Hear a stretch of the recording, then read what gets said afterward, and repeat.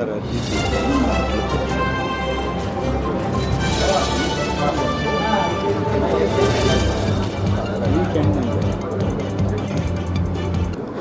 ఎన్నికలు అయి నూతన ప్రభుత్వం ఎన్డీఏ నాయకత్వంలో తెలుగుదేశం పార్టీ జాతీయ అధ్యక్షులు శ్రీ నారా చంద్రబాబు నాయుడు గారు ముఖ్యమంత్రిగా మంత్రివర్గం ప్రభుత్వం ఏర్పడిన తర్వాత తొలి 100 రోజుల్లో అనేక మార్పులు, గత ప్రభుత్వంలో జరిగిన నష్టాలు వాటన్నిటినీ కూడా బేరీజు వేస్తూ సుపరిపాలనకి మనం మార్గం సుగమం చేసుకోవాలి అని చెప్పి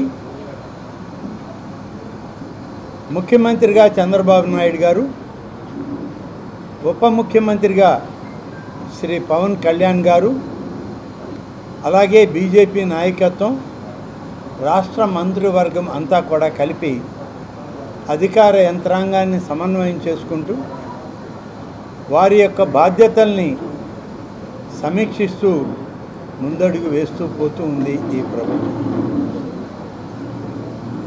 కేవలం ప్రభుత్వ పరిపాలన ముందుకు పోయే లక్ష్యమే కాదు, గత పాలనలో జరిగినటువంటి నష్టాలు, గత పాలనలో జరిగినటువంటి అవినీతి కుంభకోణాలు వాటిని కూడా వెలికి తీసి ఈ రాష్ట్ర ప్రజానీకం ముందు పెట్టి ప్రజా ఆమోదం కూడా తీసుకోవాలనే లక్ష్యంతో ఇవాళ మన ప్రభుత్వం పనిచేస్తుంది చంద్రబాబు గారి నాయకత్వంలో.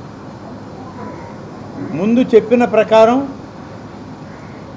తొలి సమావేశంలోనే ముఖ్యమంత్రి గారు రాష్ట్రంలో గత ప్రభుత్వ పరిపాలనలో ఏవైతే అభియోగాలు వచ్చాయో, ఏవైతే అవినీతి మరకలు అంటాయో, ఏదైతే అప్రజాస్వామిక పరిపాలన సాగిందో వాటి మీద ఒకటొకటిగా మేము వైట్ పేపర్ రిలీజ్ చేస్తామని చెప్పడం జరిగింది.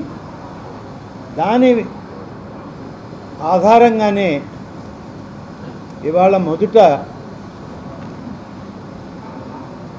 మొదటి white paper major irrigation project, అలాగే ఆంధ్రప్రదేశ్ రాష్ట్రానికి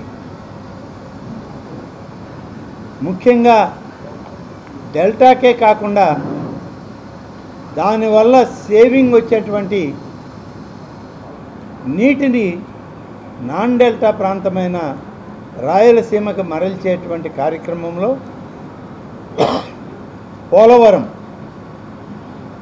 పోలవరం ప్రాజెక్టు ఎక్కడ తప్పు జరిగింది, ఎందుకు దీన్ని నిర్లక్ష్యం చేశారు, ఇప్పుడు దాని భారం ఎంత పడింది అనేటువంటి దానిలో మొదటి వైట్ పేపర్ ఆన్ పోలవరం ప్రాజెక్టుని విడుదల చేయడం జరిగింది. లాభ నష్టాలన్నీ కూడా స్వయంగా ముఖ్యమంత్రి గారే ఈ రాష్ట్ర ప్రజానీకం ముందు మీడియా సమావేశంలోనే చెప్పడం జరిగింది. అలాగే దానివల్ల రాయలసీమ ప్రజలకి, ముఖ్యంగా నెల్లూరు, ప్రకాశం జిల్లాల రైతాంగం ఏ విధంగా నష్టపోతుందో ఈ నీటి ఎద్దడి వల్ల అనేటువంటిది మనం పోలవరం ప్రాజెక్టు రాకపోతే ఎంత నష్టపోతామో కూడా మనం అధ్యయనం చేసి మీ ముందు పెట్టాం. ఇక రెండవది, రాజధాని లేని రాష్ట్రం. బహుశా ప్రపంచంలో ఏ దేశం, ఏ రాష్ట్రం కూడా రాజధాని లేకుండా ఉండదు. అటువంటి రాజధాని లేని రాష్ట్రంగా 5 సంవత్సరాల కాలం కనీసం సెక్రటరేట్కి పోతే పొరపాటున ఏమన్నా మీడియా ఎక్కడైనా రాజధాని సెక్రటరేట్కి వచ్చారు ముఖ్యమంత్రి అంటారని ఆ మాట కూడా రానివ్వకుండా చేసుకోవడానికి నాటి ముఖ్యమంత్రిగా ఉన్న జగన్మోహన్ రెడ్డి సెక్రటరేటే మానేశారు. సెక్రటరేట్ అనేది ఉంది అనేదే మర్చిపోయారు. ఆయనే మర్చిపోయాక ఆయన మంత్రివర్గ సహచరులు సెక్రటరేట్కి వచ్చేటువంటి అవకాశమే లేదు. అలాగే అధికారులు ఎక్కడికక్కడ హెచ్ఓడి ఆఫీసులు విజయవాడలోనో, గుంటూరులోనో, మంగళగిరిలోనో పెట్టుకొని సెక్రటరేట్ అనేటువంటి దాన్ని, సచివాలయాన్ని నిర్లక్ష్యం చేసి తమ పరిపాలనని డైరెక్టరేట్లలో కమిషనరేట్లలో సాగించినటువంటి గత ప్రభుత్వ పరిపాలన మొదలుపెట్టి 10%, 15%, 20%లో నిలిచిపోయిన పనులన్నింటినీ కూడా అలాగే వదిలి చెట్లు మొక్కలు మొలిచిపోయి అసలు భవనాలే కనపడిన స్థితికి 5 సంవత్సరాల్లో రాజధానిని తీసుకొచ్చినటువంటి వైనాన్ని అమరావతి వైట్ పేపర్ అని చెప్పి ముఖ్యమంత్రి గారు మీడియా సమక్షంలో దాన్ని విడుదల చేయడం జరిగింది. ఇవాళ దాన్ని మళ్ళీ మొదలు పెడుతున్నాం. రాబోయే 2 సంవత్సరాల్లో ఒక అద్భుతమైనటువంటి అమరావతి రాజధానిని ఆంధ్రప్రదేశ్ రాష్ట్రానికి ఇవ్వడానికి 5 సంవత్సరాల కాల పరిమితి వచ్చింది కాబట్టి నిధుల వ్యయం కూడా పెరుగుతుంది. ఏది ఏమైనా సరే ఆంధ్రప్రదేశ్ రాజధానికి అమరావతి సరైన రాజధాని అని వాళ్ళు నిర్ధారణ చేసి ఎన్డీఏ నాయకత్వంలో అమరావతిని రాజధానిగా నిర్మాణం పనులు మొదలుపెట్టారు. జంగిల్ క్లియరెన్స్కే అంటే అక్కడ ఉన్నటువంటి మొలచినటువంటి తుమ్మ మొక్కలు పిచ్చి మొక్కలు తీయడానికే దాదాపు 35-36 కోట్ల రూపాయలు ఖర్చు అవుతాయి. ఆ 35-36 వేల కోట్ల రూపాయలు ఖర్చు పెట్టుంటే ఆనాడు ఆ 35-36 కోట్ల రూపాయల డబ్బే ఉండుంటే ఎమ్మెల్యే భవనాలో సెక్రటరేట్లో ఒక వింగో పూర్తయ్యేది. కనీసం ఆ ఆలోచన కూడా లేకుండా నిర్వీర్యం చేశారు. ఇవాళ జంగిల్ క్లియరెన్స్కి 35-36 కోట్ల రూపాయలు ఖర్చు పెడుతుంది అమరావతి కార్పొరేషన్. తిరిగి దాన్ని సన్నద్ధం చేస్తూ ఉన్నారు. అది 2వ వైట్ పేపర్. ఇక 3వ వైట్ పేపర్, అసలు మా హయాంలో విద్యుత్ ఛార్జీలు పెరగవు, 1 పైసా విద్యుత్ ఛార్జీలను పెంచం అని చెప్పిన జగన్ సర్కార్ దాదాపు 15 సార్లు విద్యుత్ ఛార్జీలు పెంచింది. అంత పెంచి మళ్ళీ వేల కోట్ల నష్టాన్ని చూపించిపోయింది.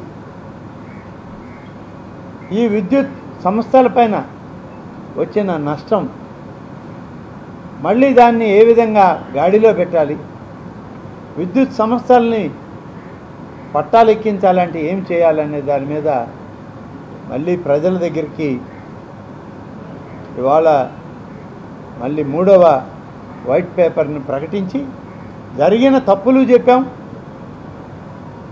ఏ విధంగా ప్రైవేటు వ్యక్తుల జగన్ రెడ్డి యొక్క అనుయాయుల చేతులకు ఈ ప్రైవేటు సంస్థల్ని వేల ఎకరాలను అప్పచెప్పారు, వేల కోట్ల రూపాయలు దోచుకోవడానికి అవకాశం ఇచ్చారు. ఇవన్నీ కూడా వైట్ పేపర్లో చెప్పడం జరిగింది. ఇక 4వది సహజ వనరుల దోపిడీ. క్వార్జ్ మైన్లు కానీ, సిల్కా శాండ్ కానీ, గ్రావెల్ మైన్లు కానీ, ఇసుక విధానం కానీ వీటన్నిటినీ సమీక్షించి ఏ విధంగా దోపిడీ జరిగింది, ఈ రాష్ట్ర సంపద, ఈ రాష్ట్ర ప్రజల సంపద అనేది కొద్దిమంది గుత్తాధికారుల చేతుల్లోకి వేల కోట్ల రూపాయలు తరలించబడ్డాయనే విషయాలను, వాస్తవాలను ప్రజల ముందు పెట్టడం జరిగింది. ఇలా 4 వైట్ పేపర్స్ రిలీజ్ చేశాక ఇవాళ 5వది శాంతి భద్రతలు. ఈ రాష్ట్రంలో గతంలో ఎవరు మాట్లాడడానికి లేదు, ఎవరు మీడియాలో రాయడానికి లేదు, ఎవరు ప్రకటనలు ఇవ్వడానికి లేదు. ఎక్కడైనా పొరపాటున ఏదైనా సమావేశంలో మాట్లాడితే వాళ్ళ మీద జులుం, రౌడీయిజం, దుర్మార్గం, దాడులు, గోండాయిజం ఇన్ని రకాలుగా హింసించడమే కాకుండా శాంతి భద్రతల్ని కాపాడుతామని వచ్చినటువంటి వ్యవస్థలను కూడా నీరుగార్చి వాటిని కూడా తమ జేబు సంస్థలుగా మార్చుకొని ఇవాళ వాటి మీద కూడా దాడి చేసే పరిస్థితి. కాబట్టి ఇవాళ శాంతి భద్రతల విభాగం ఏ విధంగా నష్టపోయింది, ఏ విధంగా నిర్వీర్యమైంది 5 సంవత్సరాల్లో, ఏ విధంగా పోలీసు వ్యవస్థని నిర్వీర్యం చేశారో దాన్ని ఇవాళ వైట్ పేపర్ రిలీజ్ చేయబోతున్నారు రాష్ట్ర ముఖ్యమంత్రిగా చంద్రబాబు నాయుడు గారు.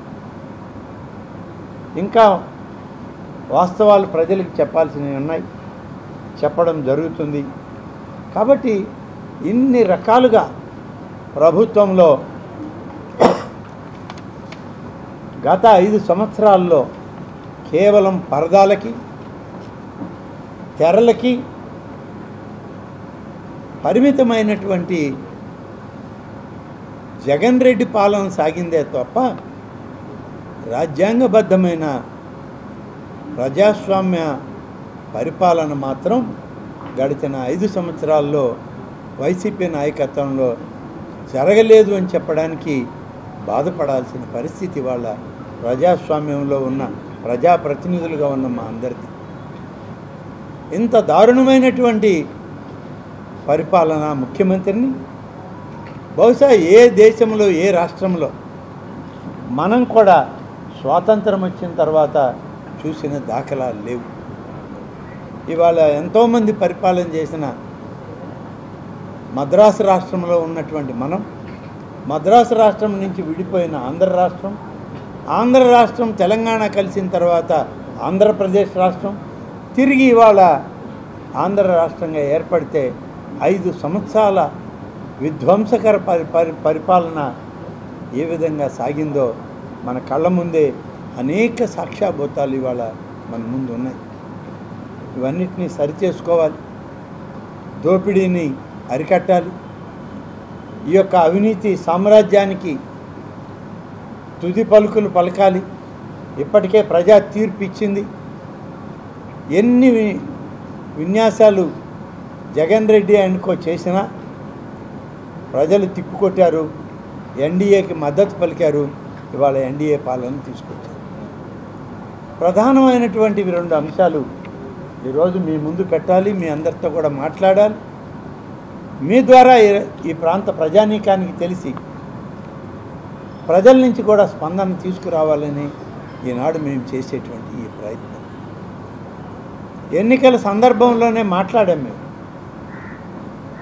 ఎన్నికల సందర్భంలోనే స్వయంగా నాటి ప్రతిపక్ష నాయకుడిగా శ్రీ నారా చంద్రబాబు నాయుడు గారు కానీ, ఎన్డీఏ పక్ష జనసేన అధినేతగా శ్రీ పవన్ కళ్యాణ్ గారు కానీ, అభ్యర్థులుగా పోటీలో ఉన్నటువంటి నాలాంటి వాళ్ళు కానీ అనేక దగ్గరలో అనేక సందర్భాల్లో మాట్లాడారు. ల్యాండ్ టైటిలింగ్ యాక్ట్ 2002 గురించి ఎంత దారుణమైనటువంటి చట్టం అంటే ఆనాడు ప్రజలకు వివరించాం. దీనివల్ల రైతాంగం నష్టపోతుందని చెప్పాం. ఈ చట్టంలో రైతులకు కానీ, ఆ భూ యజమానులకు కానీ, గ్రామీణ ప్రాంత భూములు కలిగినటువంటి రైతాంగానికి తీవ్ర ఆఘాతం ఏర్పడబోతుంది, నష్టం రాబోతుందని మేము ఆనాడు ఈ ల్యాండ్ టైటిలింగ్ యాక్ట్ గురించి చెప్పడం జరిగింది. ఆనాడు మేము వాగ్దానం చేశాం ఎన్నికల్లో, మేము అధికారంలోకి వస్తే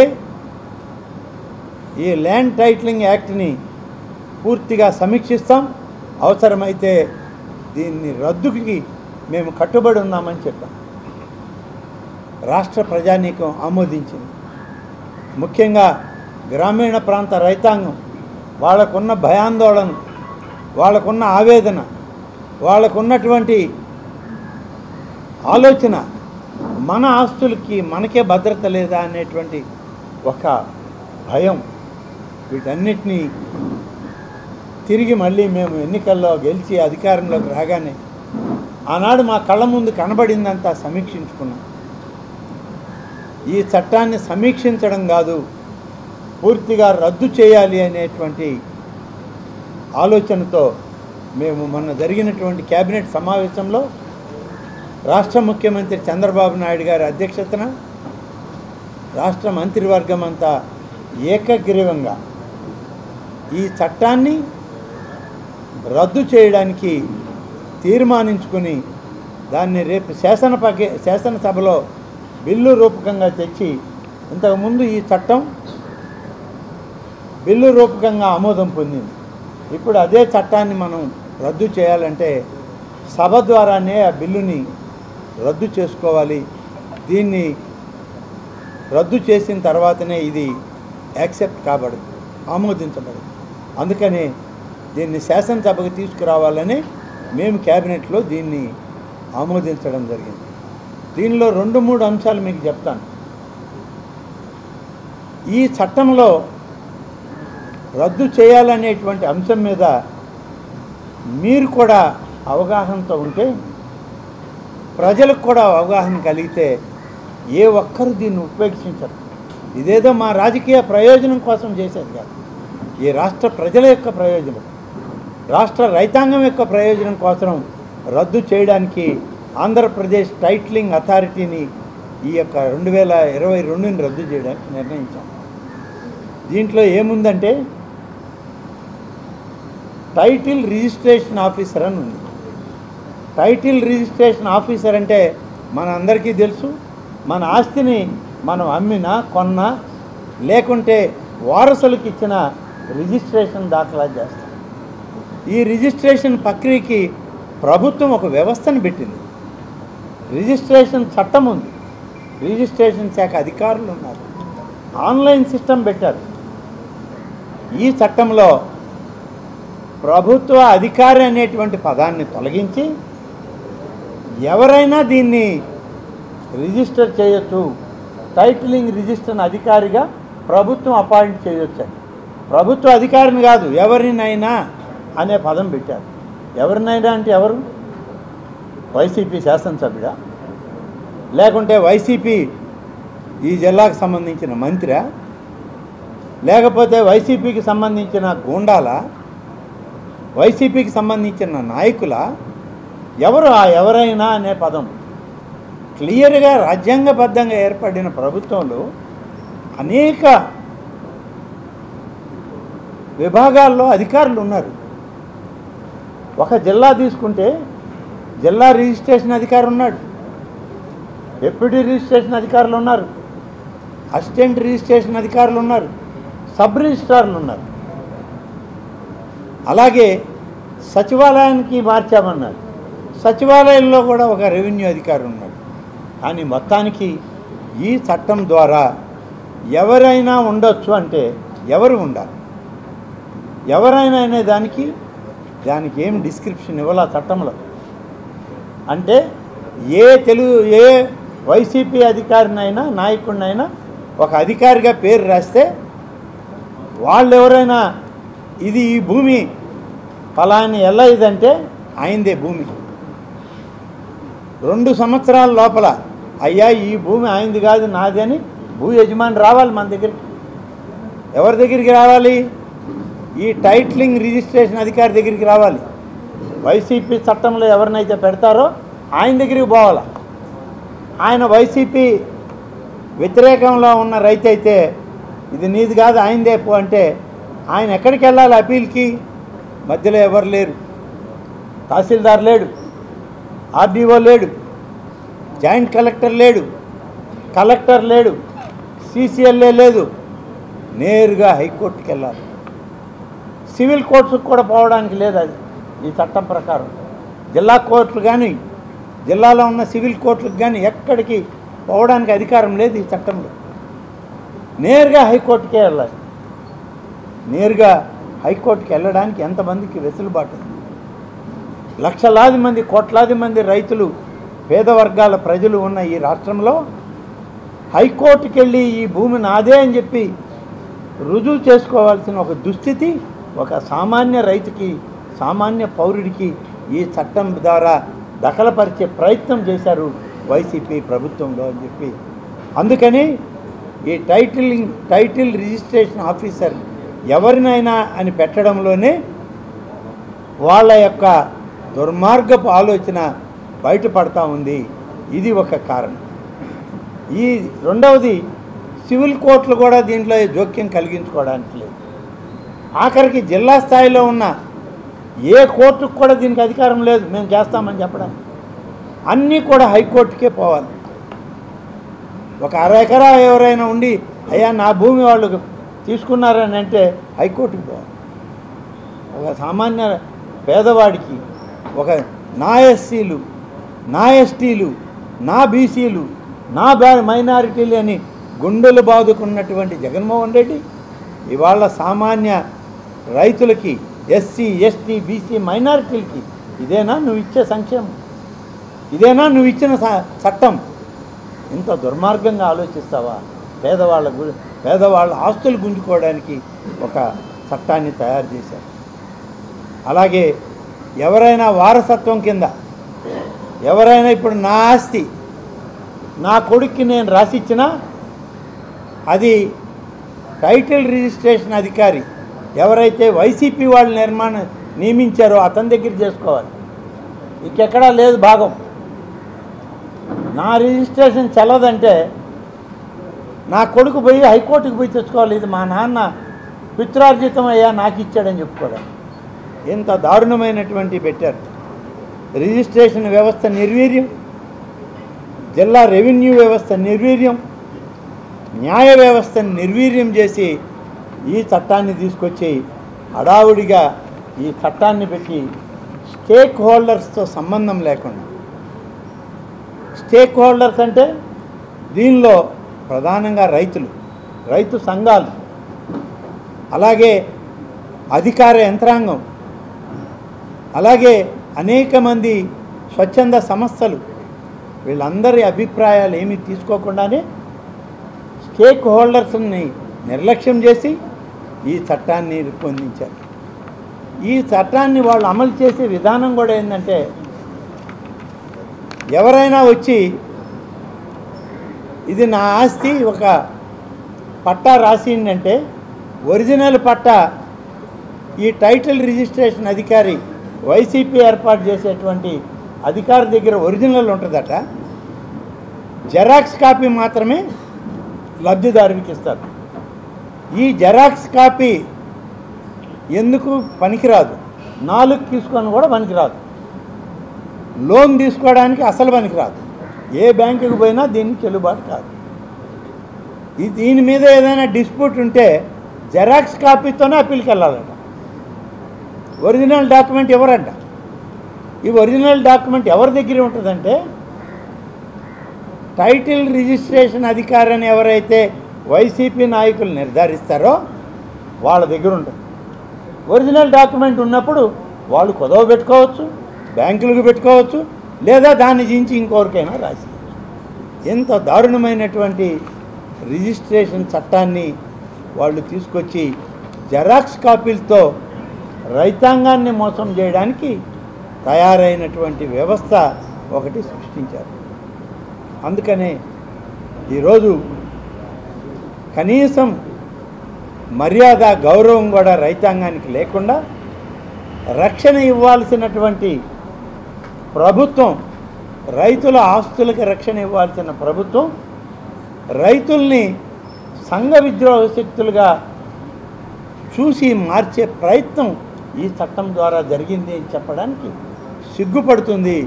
మేమందరం కూడా ఇలాంటి వ్యవస్థ సృష్టించారు గడిచిన 5 సంవత్సరాల్లో ఈ ప్రభుత్వంలో.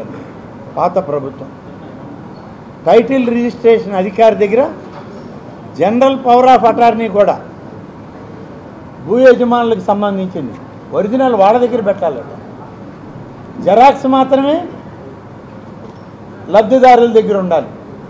ఇది ఎక్కడి చట్టమో, ఏ దేశంలో ఉన్న చట్టమో తెలియదు. అందుకనే దీనికి అపిలేట్ కూడా హైకోర్టుకే ఇచ్చారు. కాబట్టి ఇది న్యాయం కాదు. సివిల్ కోర్టుల ప్రమేయం లేదు, కలెక్టరేట్ల ప్రమేయం లేదు. రెవెన్యూ వ్యవస్థని నిర్లక్ష్యం చేశారు, రిజిస్ట్రేషన్ వ్యవస్థను నిర్లక్ష్యం చేశారు. ఇది సొంత జాగీర్లాగా ఈ వ్యవస్థను తయారు చేసిన వైసీపీ ప్రభుత్వం యొక్క దుర్మార్గపు ఆలోచన. లక్షలాది ఎకరాలని దుర్మార్గంగా దోచుకోవడానికి, రైతుల భూముల్ని కబ్జా చేయడానికి వైసీపీ నాయకత్వం చేసినటువంటి ఒక సిగ్గుమాలిన చట్టం ఇది అని ఈ చట్టాన్ని రద్దు చేసి ప్రజాస్వామ్యబద్ధంగా గతంలో ఏ విధంగా అయితే రిజిస్ట్రేషన్ చట్టం ఉందో అవసరమైతే ఈనాటి కాల పరిస్థితులకు అనుగుణంగా మెరుగుపరుస్తామేమో భవిష్యత్తులో నిర్ణయిస్తామే తప్ప ఇప్పుడు మాత్రం ఈ చట్టాన్ని రద్దు చేస్తాం. రద్దు చేసి కోట్లాది మంది రైతులకి ఉపశమనం కలిగించడమే లక్ష్యంగా ఇవాల్టి ఎన్డీఏ ప్రభుత్వం చంద్రబాబు నాయుడు నాయకత్వంలో ఈ యొక్క ల్యాండ్ టైటిలింగ్ యాక్ట్ 2022ని రద్దు చేయడానికి ఈ అన్ని సహేతుకమైన కారణాలని దృష్టిలో పెట్టుకునే మేము దీన్ని రద్దు చేస్తున్నామని చెప్పి మీ అందరి ముందు ఈరోజు మీ అందరికి కూడా ఈ విషయం తెలియచెప్పాలనే ప్రత్యేకంగా మీ ద్వారా రైతాంగానికి కూడా ఒక ధైర్యం, ఒక ఆత్మస్థైర్యం. నా ఆస్తికి ఎలాంటి ఇబ్బంది లేదు, నా తదనంతరం నా బిడ్డలకి ఇచ్చే ఆస్తికి ఎలాంటి ఇబ్బంది లేదు, ఒక భరోసా ఉంది.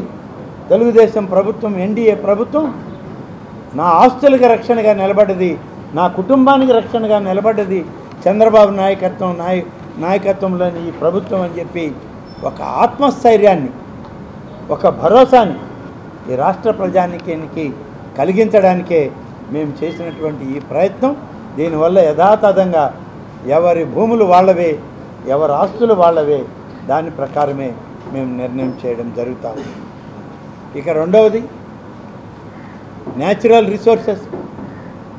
దానికి మన జిల్లానే మీరందరే సాక్షిభూతం. సిల్కా శాండ్ ఏ విధంగా దోపిడీ జరిగిందో మీకు తెలుసు. క్వార్జ్ మైన్లన్నీ ఏ విధంగా దోపిడీకి గురయ్యాయో తెలుసు. అలాగే ఎర్రమట్టిని ఏ విధంగా దోపిడీ చేసుకున్నారో తెలుసు. అలాగే ఇసుక ఏ విధంగా దారి మళ్ళిందో తెలుసు. అందుకని మా ప్రభుత్వం మా ఎన్నికల ప్రణాళికలోనే చెప్పాం, అధికారంలోకి వస్తే లబ్ధిదారులకి ఉచిత ఇసుక విధానం ప్రవేశపెడతాము. అందుకని ఇవాళ మా ప్రభుత్వం ఉచిత ఇసుకని ప్రవేశపెడుతూ నిర్ణయం తీసుకొని దానికి కూడా ఆదేశాలు ఇచ్చాం. దీనికి పూర్తి స్థాయి రూపకల్పనకి 2-3 మాసాల టైం పడుతుంది. కాబట్టి అప్పటి వరకు స్టాక్ పాయింట్స్లో ఉన్నటువంటి 48 లక్షల టన్నుల ఇసుక ఏదైతే ఉందో, అలాగే దానికి తోడుగా రాబోయేది వర్షాకాలం. ఇప్పటికే కృష్ణానదికి వరదలు మొదలయ్యాయి, గోదావరికి వరదలు మొదలయ్యాయి. ఇక రాబోయే రోజుల్లో కృష్ణా తర్వాత మన శ్రీశైలం నుంచి పెన్నా రిజర్వాయర్కి కూడా నీళ్ళు వచ్చే అవకాశాలు ఉన్నాయి. కాబట్టి ఇసుకని తీసుకోవడంలో 3 నెలలు పనులు ఆగిపోతాయేమో. అందుకని ఈ స్టాక్ పాయింట్స్లో ఉన్న ఇసుకే కాకుండా 3 మాసాలకి ఎంతైతే ఇసుక కావాలని చెప్పి ఒక అసెస్మెంటు అధికార యంత్రాంగం ప్రభుత్వానికి ఇవ్వడం జరిగింది. 1 కోటి టన్నుల ఇసుక పనులు ఆగిపోకుండా, ప్రైవేట్ కానీ ప్రభుత్వం కానీ, ఈ కట్టుబడులు కన్స్ట్రక్షన్స్ ఆగిపోకుండా ఇసుక అవసరం ఉంది. కాబట్టి ఇప్పటికి 48 లక్షల టన్నుల ఇసుక మా దగ్గర ఉంది. ఇంకా 60 లక్షల టన్నుల ఇసుక కావాలి.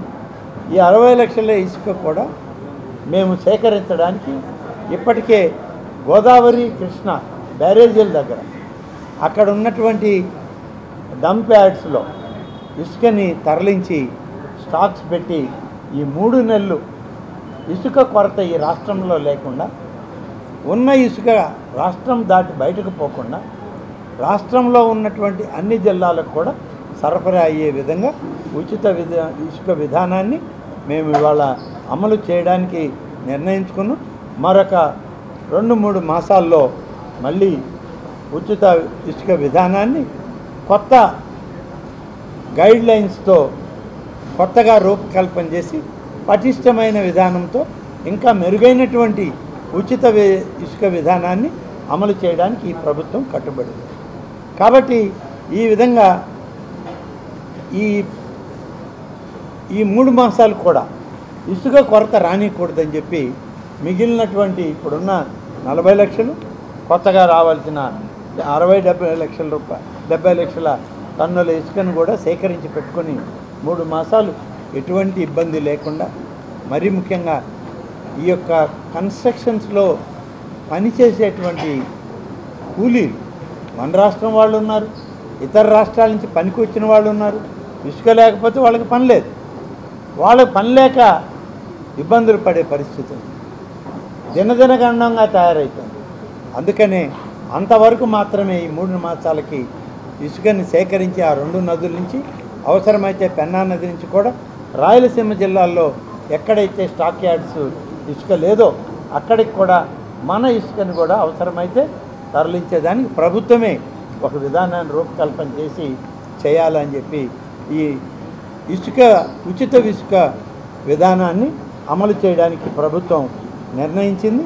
కొత్త విధానం తయారు చేసేటప్పటికి ఈ యొక్క అక్రమ తవ్వకాలు, అక్రమ రవాణా, పర్యావరణ హితం అన్నీ కోరుతూ గతంలో పర్యావరణ శాఖ ఇచ్చిన అనుమతులు కానీ, సుప్రీంకోర్టు ఇచ్చిన గైడ్లైన్స్ కానీ, హరిత ట్రిబ్యునల్ ఎన్జిటి ఇచ్చినటువంటి గైడ్లైన్స్, హైకోర్టు ఇచ్చిన గైడ్లైన్స్ అన్నీ కూడా బేరీజ్ వేస్తూ నూతన ఉచిత ఇసుక విధానాన్ని మేము మళ్ళీ కూడా పటిష్టంగా ప్రవేశపెట్టడానికి, దాన్ని ప్రజలకి ఉచిత ఇసుక విధానాన్ని అమలు చేయడానికి నిర్ణయం చేయడం జరిగింది.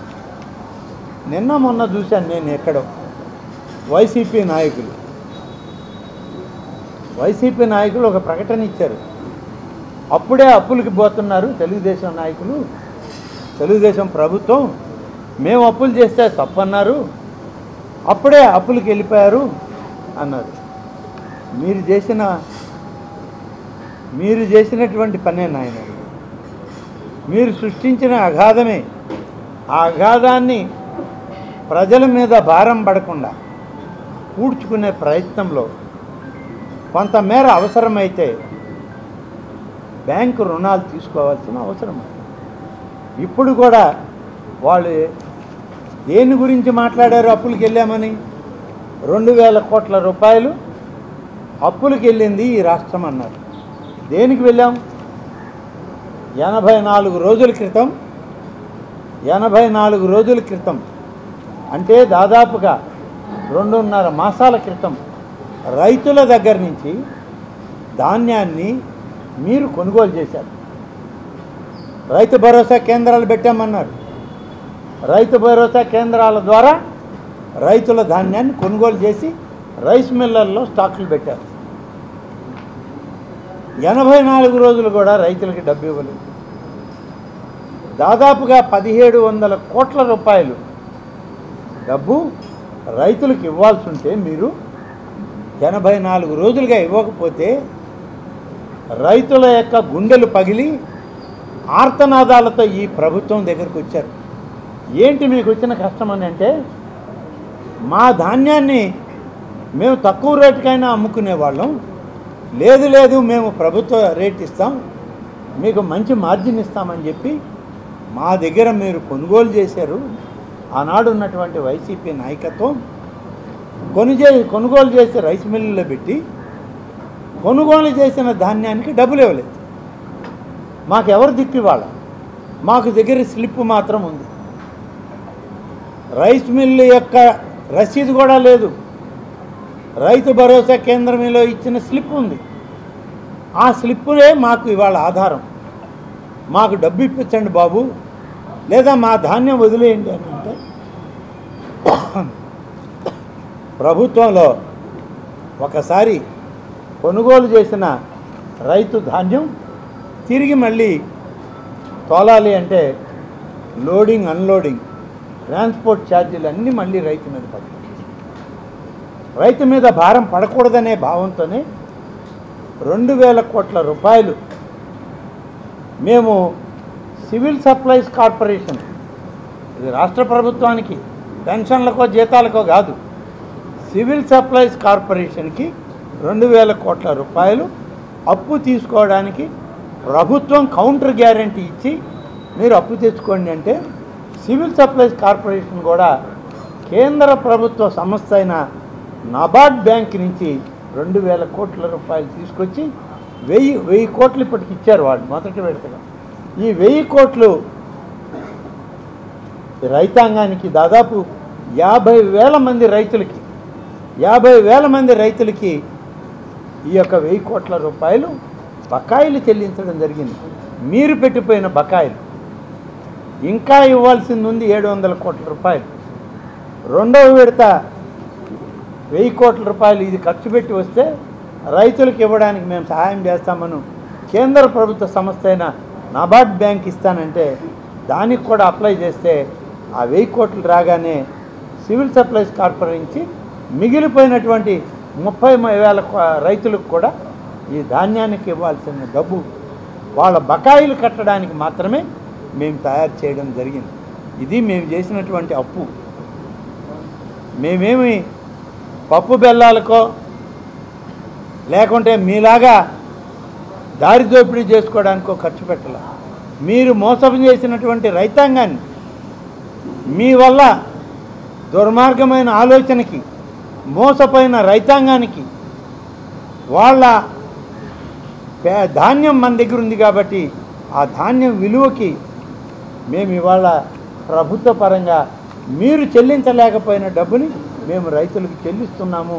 అంతే తప్ప ఇదేదో ఆషామాషిగా తెచ్చిన అప్పు కాదు అని చెప్పి నేను ఈ సందర్భంగా మీకు మనవి చేస్తాను.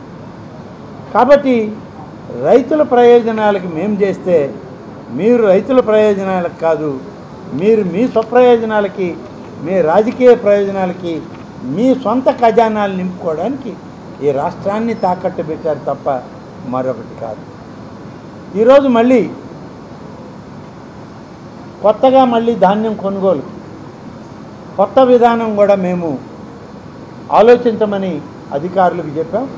24-25 సంవత్సరానికి ధాన్యం కొనుగోలు విధానంలో కూడా 3,200 కోట్ల రూపాయలు ఈ రాష్ట్ర ప్రభుత్వం కౌంటర్ గ్యారెంటీతో సివిల్ సప్లైస్ కార్పొరేషన్ అలాగే నేషనల్ కోఆపరేటివ్ డెవలప్మెంట్ కార్పొరేషన్ ద్వారా వర్కింగ్ క్యాపిటల్ అసిస్టెన్స్ తీసుకొని ఈ 3,200 కోట్ల రూపాయలు వ్యవసాయ శాఖ, సహకార రంగం, అలాగే మార్క్ఫెడ్, ఎన్సిడిసి వీటన్నిటి ద్వారా రాబోయేటువంటి ఖరీఫ్ సీజన్లో రబీ సీజన్లో రైతాంగం దగ్గర ధాన్యం కొనుగోలు చేయడానికి 3,200 కోట్ల రూపాయలకి కౌంటర్ గ్యారెంటీ ముందు నుంచే జాగ్రత్త పడదామని మేము క్యాబినెట్లో నిర్ణయం చేశాం.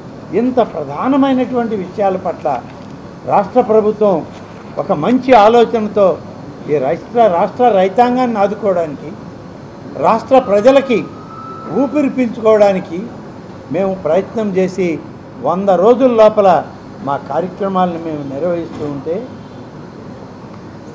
మీ దోపిడీ బయటపడుతుంది, మీ అప్రజాస్వామిక విధానం బయటపడుతుంది, మీ యొక్క దళారీతనం బయటపడుతుందని చెప్పి జగన్ రెడ్డి ఆయన అనుయాయులు అప్పు తెచ్చుకున్నారు అప్పు తెచ్చి ఏం చేశారో కూడా ఆలోచించాల్సిన అవసరం.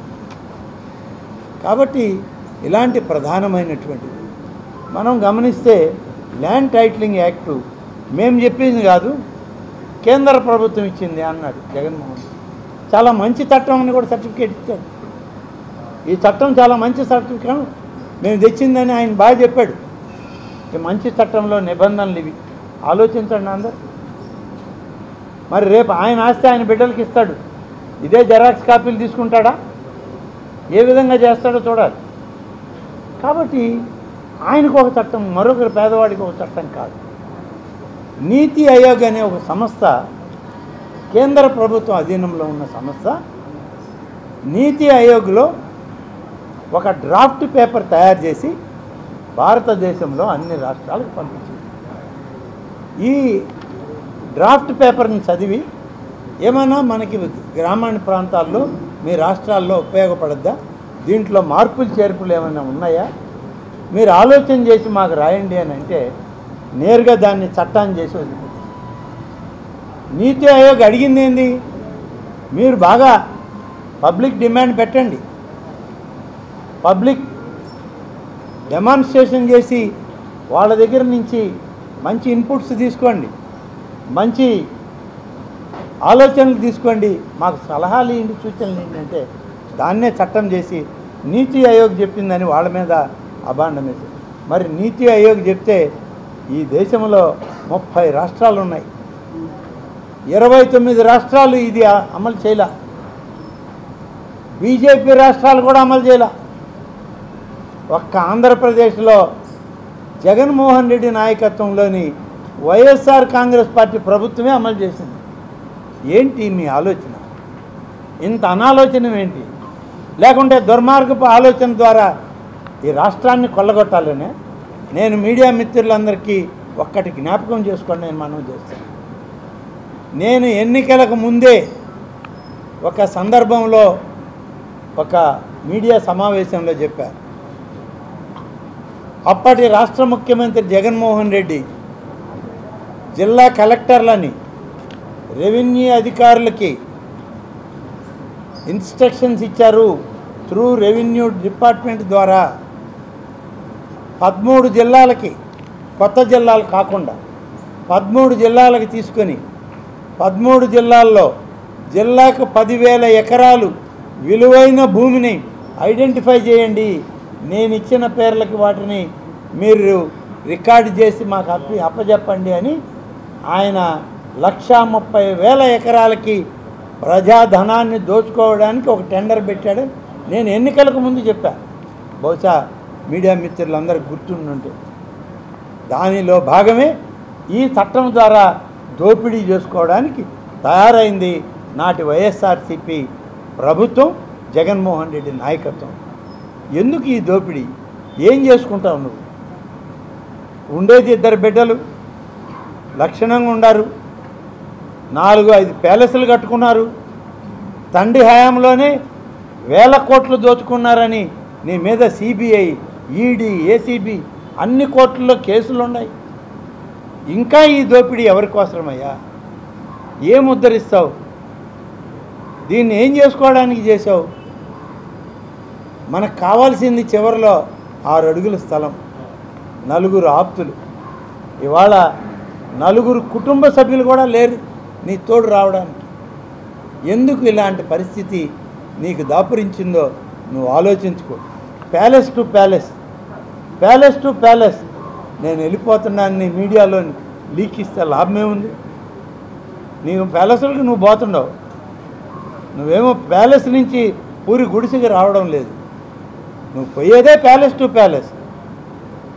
ఒక ప్యాలెస్లోకి పోవాలనుకున్నావు, ఆ ప్యాలెస్ పోలేకపోయావు. ఆ ప్రాంత ప్రజలు చేసుకున్న అదృష్టం, ఆ సింహాచల లక్ష్మీనరసింహస్వామి చల్లగా చూశాడు ఆ ప్రాంత ప్రజల్ని. ఆ లక్ష్మీనరసింహస్వామి వల్ల మీకు ఇటువంటి పరిస్థితి వచ్చి ఈ ప్యాలెస్ నుంచి ఇంకొక ప్యాలెస్కి, ఆ ప్యాలెస్ నుంచి ఇంకొక ప్యాలెస్కి రౌండ్గా ప్యాలెస్ టు ప్యాలెస్ తిరుగుతున్నావు. ఇక నువ్వు మళ్ళీ తాడేపల్లి ప్యాలెస్కి వచ్చేటువంటి పరిస్థితి లేదేమో అనేటువంటిది ఇవాళ ఉన్నటువంటి రాజకీయ విశ్లేషకుల యొక్క, నేను చెప్పింది కాదు సుమా, రాజకీయ విశ్లేషకుల యొక్క ఆలోచన. కాబట్టి మళ్ళీ తాడేపల్లి ప్యాలెస్ను నువ్వు చూడవు. నువ్వు 3 రాజధానులు అన్నావు, అవి అవకాశమే లేదు. అమరావతి ఈ రాష్ట్ర రాజధాని. దాని నిర్ణయం, పనులు పూర్తి చేసాం. గతంలో చేస్తూ ఉన్న పనిని నాశనం చేసావు. ఇవాళ ఆ అవకాశం కూడా నీకు రాబోయే 2 సంవత్సరాల్లో నూతన అమరావతి రాజధానిని ఆంధ్రప్రదేశ్ రాష్ట్రానికి అందించడానికి కట్టుబడి ఉంది నేటి ఎన్డీఏ ప్రభుత్వం, తెలుగుదేశం అధినేత చంద్రబాబు నాయుడు ముఖ్యమంత్రిగా అని చెప్పి నేను ఈ సందర్భంగా తెలియజేస్తాను. కాబట్టి ఇవాళ ఇవన్నీ వచ్చాయి. ఇంకొక విషయం నేను చెప్పాను మీకు, ఎన్నికల్లో 3 రోజుల ముందు, ఇంకా లేకుంటే బహుశా ఎన్నికల ప్రచారం ముగిసే ముందు రోజు A2 గురించి చెప్పాను. ఆ రోజు ఏంటి A2లు అన్నారు, తర్వాత వివరించాము. తండ్రి A2, కొడుకు A2. మీరందరూ ఏమనుకున్నారంటే A2 అనగానే ఇదేదో పై స్థాయిలో ఎక్కడో ఉంది. కానీ A2ల ప్రక్రియ మన ఇక్కడే ఉంది. నెల్లూరు పార్లమెంట్ అభ్యర్థిగా వైసీపీ నుంచి పోటీ చేశాడే ఆ మహానుభావుడిదే A2 కథ.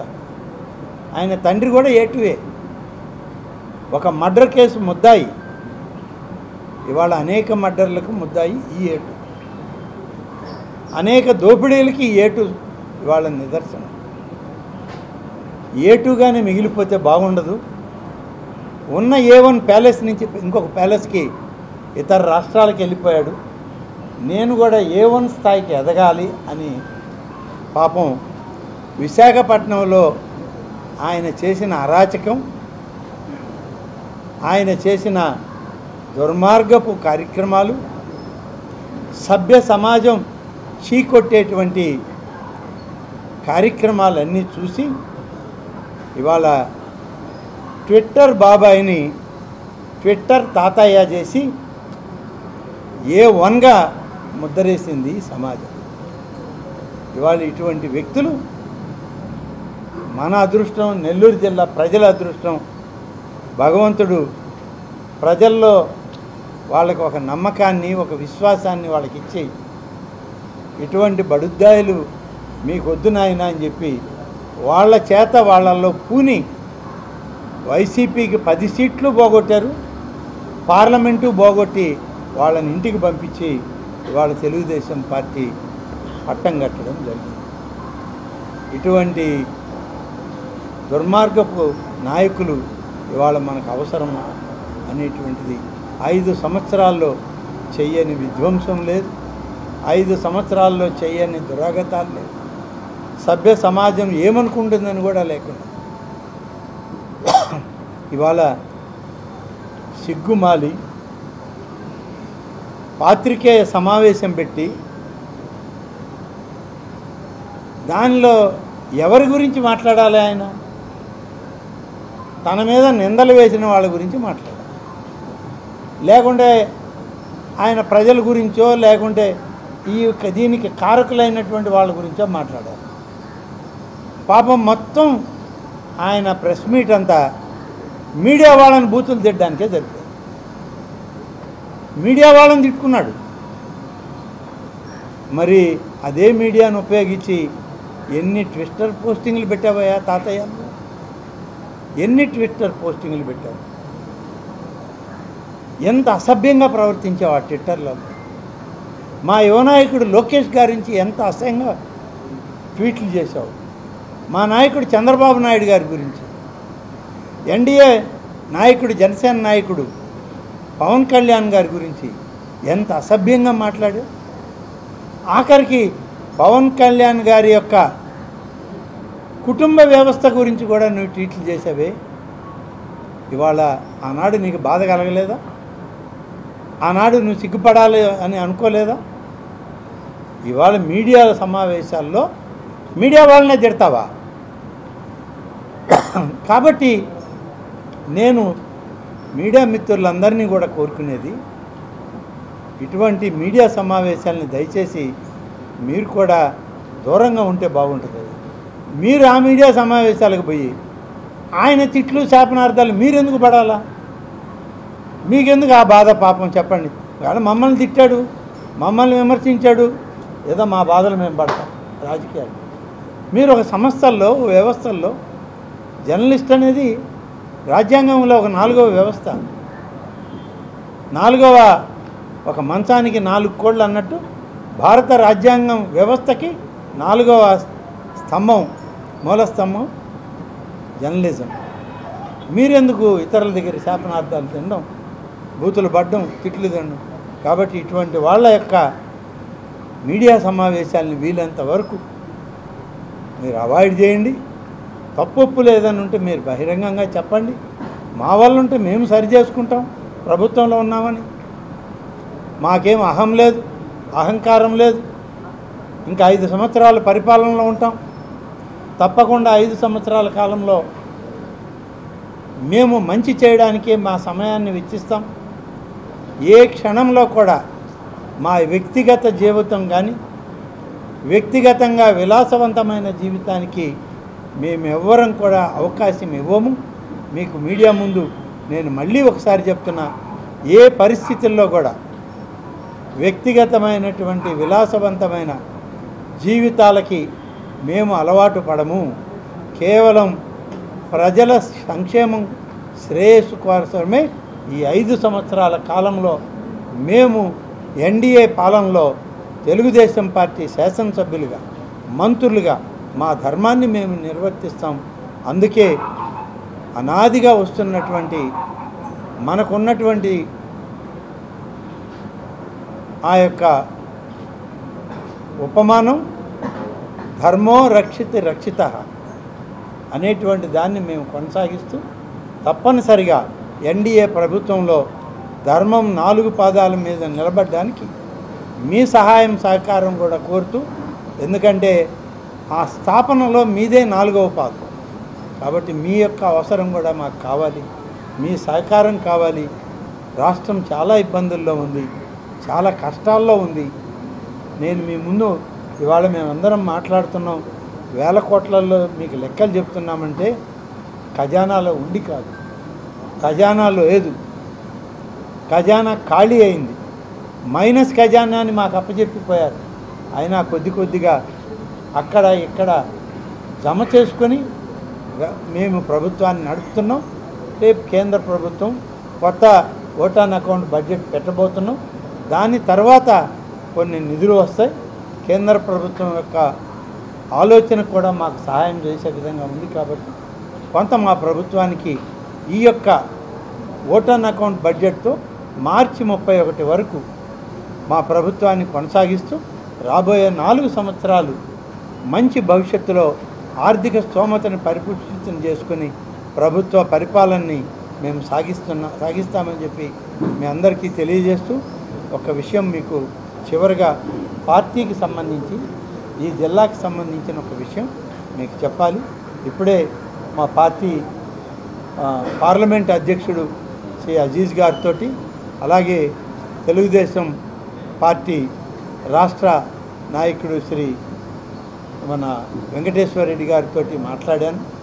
ఈ సందర్భంలో నేను మీకు మనవి చేసేది అంటే, వారానికి ఒక రోజు, వారం చివరి 2-3 రోజుల్లో ఒక రోజు ఖచ్చితంగా నేను జిల్లా తెలుగుదేశం పార్టీ కార్యాలయంలో 2 నుంచి 3 గంటల సేపు అక్కడ ఉండడం జరుగుతుంది.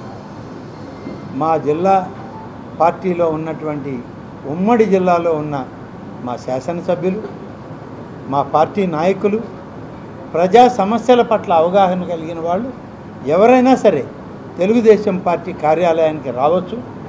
ఏమైనా సమస్యలు ఉంటే మనం మాట్లాడుకొని ఆ సమస్యల్ని జిల్లా స్థాయిలో అయితే జిల్లా స్థాయికి, మన డివిజన్ స్థాయిలో ఆర్డీఓలు అటువంటి డిఎస్పీల స్థాయిలో ఉంటే వాళ్ళకి, రాష్ట్ర స్థాయిలో ఉన్నవి రాష్ట్ర స్థాయి అధికార యంత్రాంగానికి ఇవ్వడం జరుగుతుంది.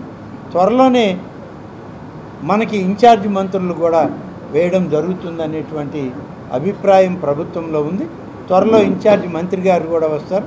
అప్పుడు సమస్యల పరిష్కారంలో మా 2 మంత్రులకి, పొంగూరు నారాయణ గారికి, నాకు, మన పార్లమెంట్ సభ్యులు వేమిరెడ్డి ప్రభాకర్ రెడ్డి గారికి, అజీజ్ గారికి, మిగిలినటువంటి మా శాసనసభ్యులందరితోటి సమన్వయం చేసుకొని ఈ సమస్యల పరిష్కారంలో వారానికి ఒక రోజు కనీసం 2-3 గంటల పాటు ఖచ్చితంగా జిల్లా పార్టీ కార్యాలయంలో ఉంటాం. ఒక డే అనేది ఎందుకు నిర్ధారించలేకపోతున్నామంటే,